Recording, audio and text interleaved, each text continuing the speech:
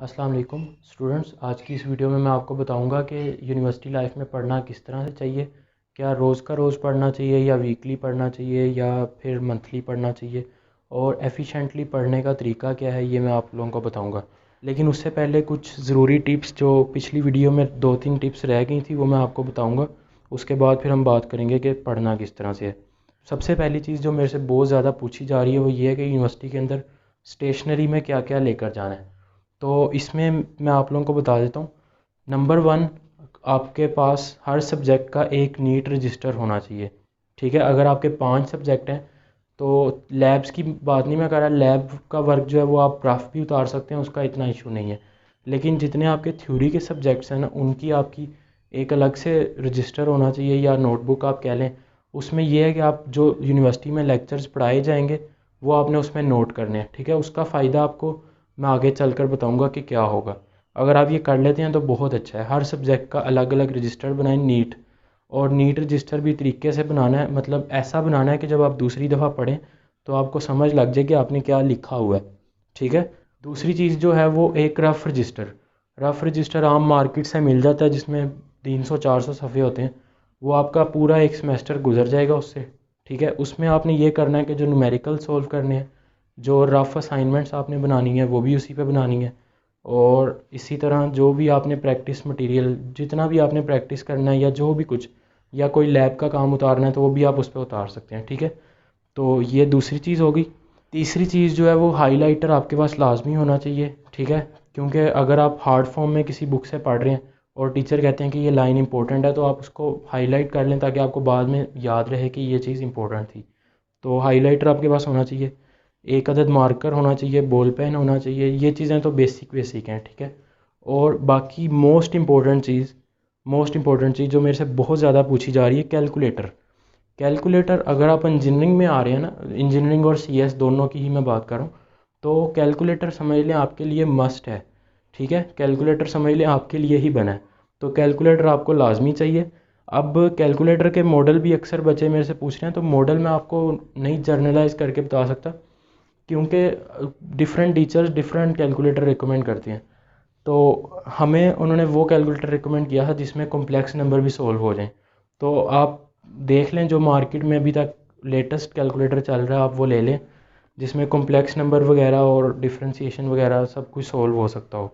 वरना फिर यूनिवर्सिटी का वेट कर लें, जो कैलकुलेटर आपके टीचर रिकमेंड करेंगे वो ले लीजिएगा। दूसरी चीज़, बुक्स का पूछा जा रहा है कि बुक्स कहाँ से लें। तो बुक्स जो है ना वो यूनिवर्सिटी में ज़्यादातर जो टीचर हैं वो सॉफ्ट फॉर्म में ही बुक्स रिकमेंड करते हैं, क्योंकि अक्सर तो बुक्स ऐसी लगवाई जाती हैं जिनकी हार्ड फॉर्म अवेलेबल, मतलब पाकिस्तान में नहीं होती।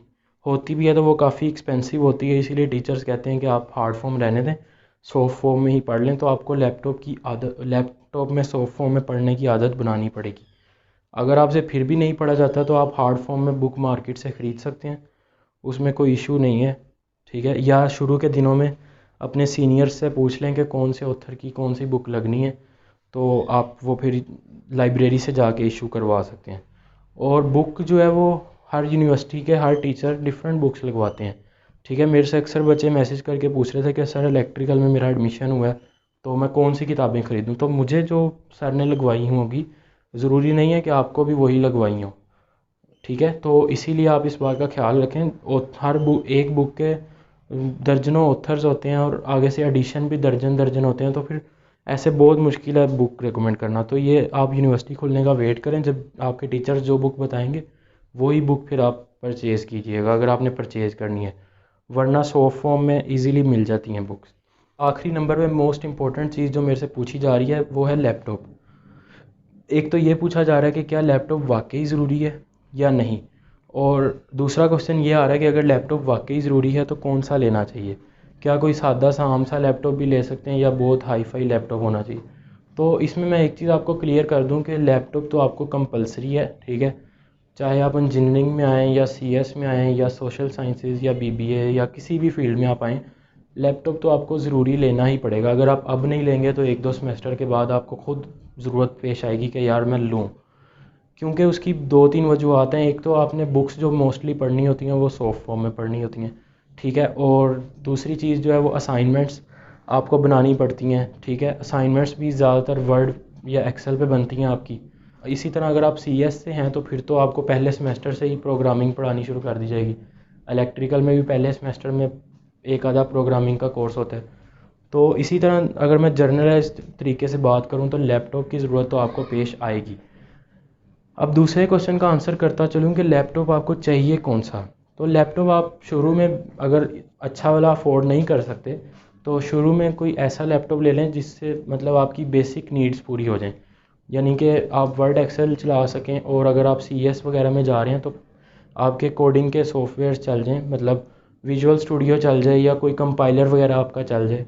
अगर फिर भी नहीं कोई जुगाड़ लगता तो फिर आप ऑनलाइन कंपाइलर से जाके कर लीजिएगा, यही हो सकता है। लेकिन मेरे ख्याल में, ये मेरा पर्सनल एक्सपीरियंस है, कोई पत्थर पे लकीर नहीं है, मिनिमम आप जो लैपटॉप लेंगे, मतलब मिनिमम जो भी आप लैपटॉप लेंगे जिस मर्ज़ी कंपनी का ले लें, डेटम लेवल पे कम से कम उसकी 4 GB रैम होनी चाहिए और 64 बिट हो तो बहुत अच्छा है, क्योंकि आजकल जितने भी लेटेस्ट सॉफ्टवेयर्स आ रहे हैं वो 64 बिट को ही सपोर्ट करते हैं। तो 64 बिट हो तो बहुत अच्छा है। अगर नहीं भी है तो 32 बिट भी चल जाएगा, ठीक है, लेकिन ये शुरू के लिए, ठीक है। अगर शुरू में आप इतना अफोर्ड नहीं कर सकते तो शुरू के लिए ये ले लें, उसके बाद आपको अपग्रेड करना पड़ेगा अगर आप इंजीनियरिंग या CS में आ रहे हैं तब। दूसरी फील्ड्स में तो फिर आपको ज़रूरत नहीं है अपग्रेड करने की। ये थी टिप्स जो पिछली दफ़ा में रह गई थी। अब असल मेन टॉपिक की तरफ आते हैं कि आपने पढ़ना किस तरह से है। अब पढ़ने के बारे में यूनिवर्सिटी में मैं आप लोगों को कोई फोर्स नहीं कर सकता, ना ही कोई आपको करेगा। इवन कि आपके घर वाले टीचर्स कोई आपको नहीं कहेगा कि यार पढ़ो, ठीक है।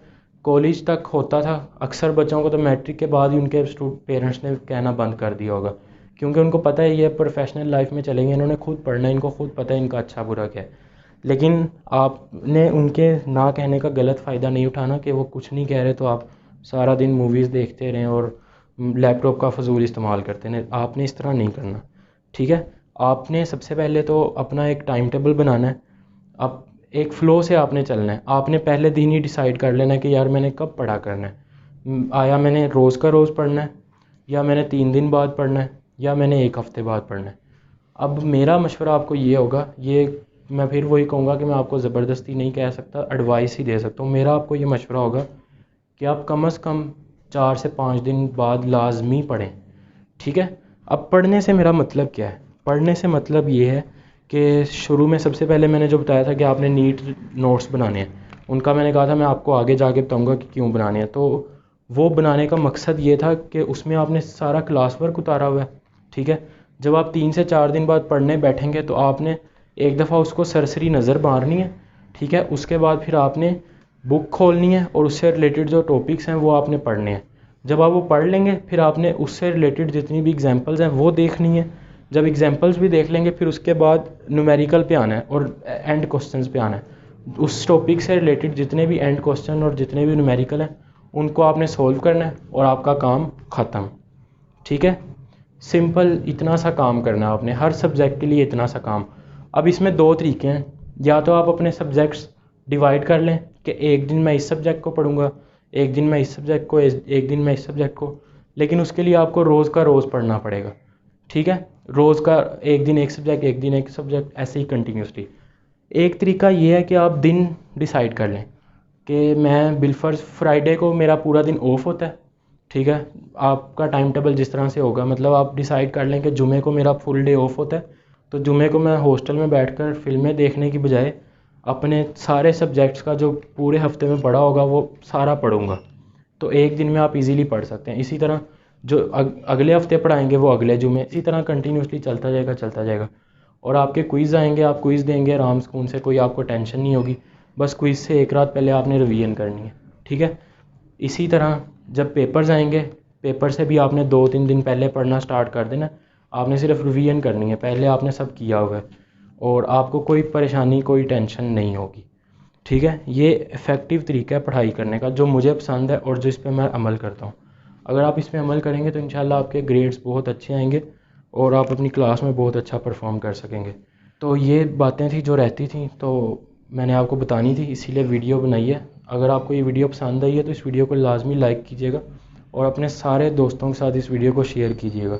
और जो स्टूडेंट्स चैनल पर न्यू हैं वो चैनल को सब्सक्राइब भी कर लें, क्योंकि ऐसी ही इंफॉर्मेटिव वीडियोस आपको इस चैनल पर मिलती रहती हैं और मिलती रहेंगी इंशाल्लाह। तो आज की वीडियो में बस इतना ही था, मिलते हैं किसी अगली वीडियो में, तब तक के लिए अल्लाह हाफिज़।